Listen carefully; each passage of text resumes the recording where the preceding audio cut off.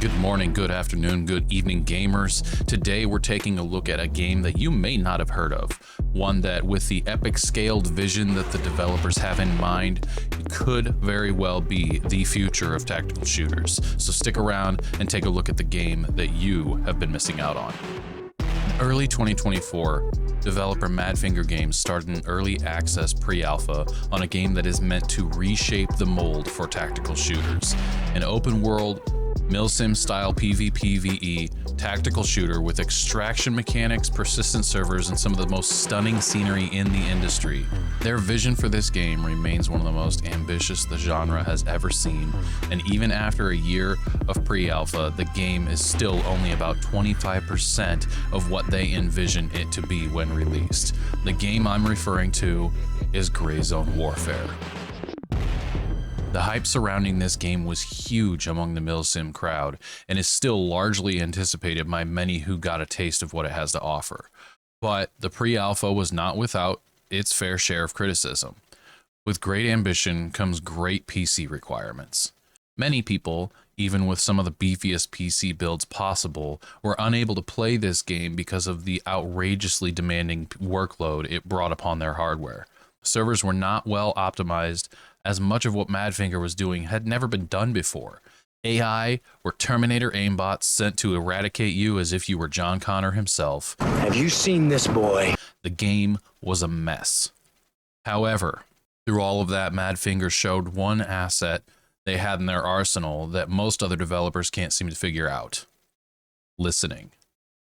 They immediately got to work on taking the player base feedback and began making much needed changes. They made optimization a top priority and server stability with it. They took all the criticism of quality of life deficiencies and made them part of their immediate roadmap to address. The pre-alpha was already doing what it was intended to do, but many felt it was too late. Like in any situation, first impressions are lasting impressions.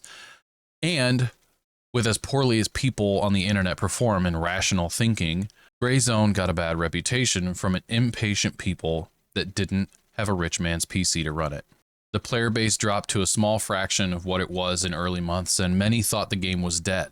But Madfinger expected this to happen. They knew it was coming. They did not let it deter them. Armed with their vision and determination, they stayed the course. They bolstered their community engagement efforts and became hyper-communicative with the remaining player base. Their tactical and technical efforts became more intense, and they knew what they had to do to polish this diamond in the rough. The 0.2 patch in November of 2024 changed the game entirely. Quality of life improvements were abundant, quest lines were restructured to reduce monotony, AI was retuned, though there is still work to be done. New weapons were added, day-night cycles were introduced to break up the stale environment, map changes improved the open-world experience, and most importantly, optimization made the game playable for a considerably smaller toll on your PC. For the first big patch update, this was a home run. Unfortunately, it was hit into nearly empty bleachers. Madfinger saw that. Although the product was significantly improved, many weren't returning. They knew they needed to correct course. It was obvious they needed to rethink their strategy and bring out the big guns. They needed something to bring people back, so they did what every good soldier does. They improvised, they adapted, and they overcame. Early this year, Gray Zone announced that they were completely switching up their roadmap to appease player concerns. They moved the patch that was scheduled for Q2 of 2025 to Q4 and swapped it with the one almost solely focused on the enhancing of PvP element in the game. Their ambition grew faster than the Grinch's heart and hype along with it. The Winds of War are on the horizon. Winds of War is the name for the next big update planned. This update will be the game's biggest, most ambitious yet, and it will completely change the landscape of this game once again. From elements such as weather patterns with effect on environment interaction and AI behavior, to PvP-focused systems and events, the game will never be the same. The PvP will be intense, with the addition of outposts which will provide respawn points and the potential for upgraded loot, but can be captured and occupied by enemy factions. Certain trusted members of the community will be given authority over private servers whereby AI can be disabled and player counts increased into the triple digits. The potential for full-scale PvP, milsim-style organized faction wars will be the regular and completely revolutionize the way this game is played. PvP zones will be marked on the maps as factions enter conflicts, alerting allies to join the fight and assist where needed. Although, even with the PvP focus, PvE enjoyers won't be left out.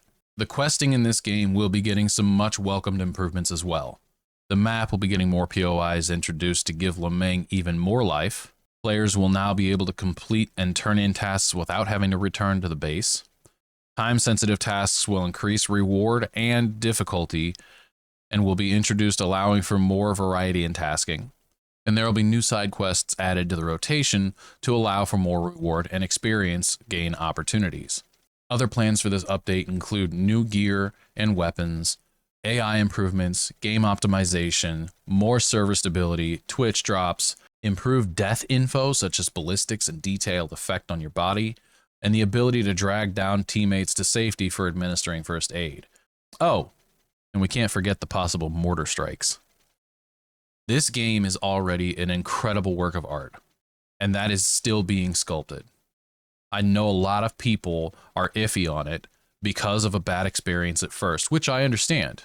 But if you have never played it, or if you have played it and walked away, there is no better time than now to get back on. There will be another wipe soon, so it's the best time to complete tasks without fear of losing your gear. You still have plenty of time to learn mechanics and controls and familiarize yourself with tasks. And there is a resurgence of players that are willing to help new players grow in this game, such as myself. So if you're interested in learning this game, but the hardcore milsim tactical shooter genre is a scary one, which I understand how it could be, especially after games like Tarkov, that are essentially just horror games with a shooter mask on, there are plenty of people willing to walk you through it. I myself have plans to become an unofficial Sherpa for members of the community. I really love this game and where it is headed and want to share that with everybody else.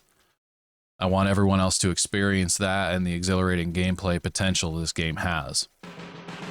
For only $35 on Steam and where this game is headed, I'm hard pressed to find a better deal. But don't just take my word for it. Try it out for yourself and find out. There is no better time than now. So lock and load, soldier. Lemeng awaits.